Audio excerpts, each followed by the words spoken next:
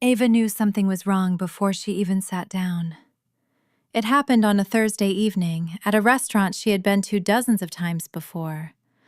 Her friend group met there often enough that nobody even discussed where to sit anymore.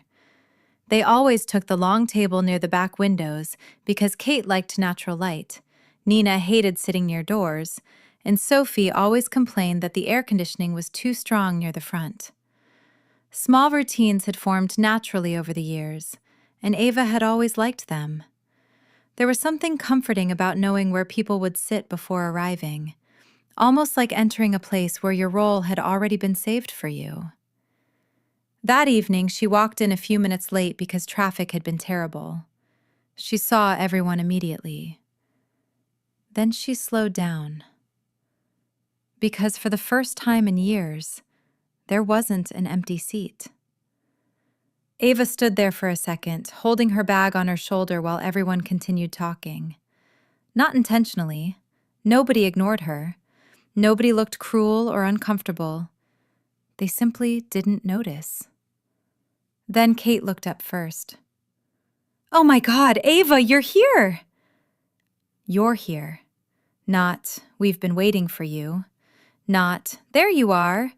Just, "Surprise." For some reason, that landed somewhere deep inside her. People shifted awkwardly. Someone pulled over an extra chair from another table. Someone apologized and laughed. "Sorry, we thought you weren't coming yet."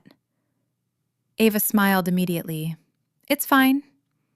And technically, it was. Nobody had done anything terrible. Nobody had excluded her on purpose. The conversation resumed almost instantly after she sat down, and for the next hour, everything looked completely normal. People talked about work, vacations, relationships, and office gossip. Nina complained about her manager. Sophie talked about a weekend trip. Someone showed pictures from a birthday party Ava hadn't known happened until she saw the photos on the phone. Ava smiled, laughed when everyone laughed, asked questions, participated. But slowly, something uncomfortable started happening. She kept hearing stories she hadn't heard before. Not old stories, recent ones. There had apparently been brunch 2 weeks ago after yoga. Sophie had changed jobs and everyone already knew details about it. Kate had started seeing someone new, and everyone laughed about how secretive she had been acting. Everyone except Ava. At first, she thought she was imagining it. Then another story appeared. Then another. Then another. And with each one, a strange feeling slowly moved through her chest.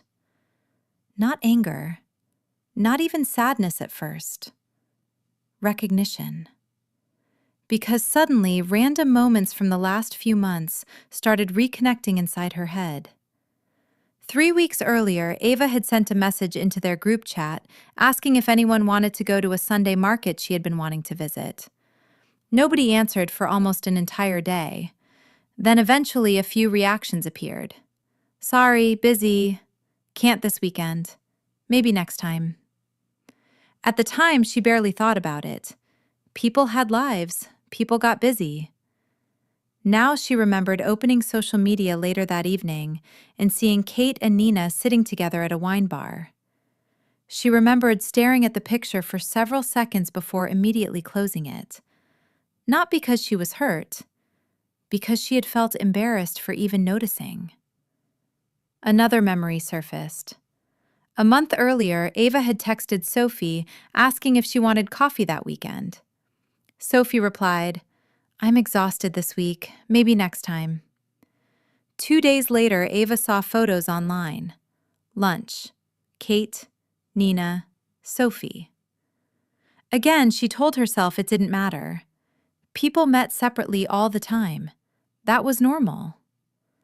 But now, memories kept arriving one after another, like pieces finally finding where they belonged.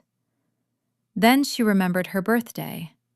Not the birthday itself, a week before it.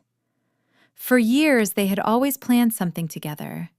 Sometimes dinner, sometimes drinks, sometimes something simple.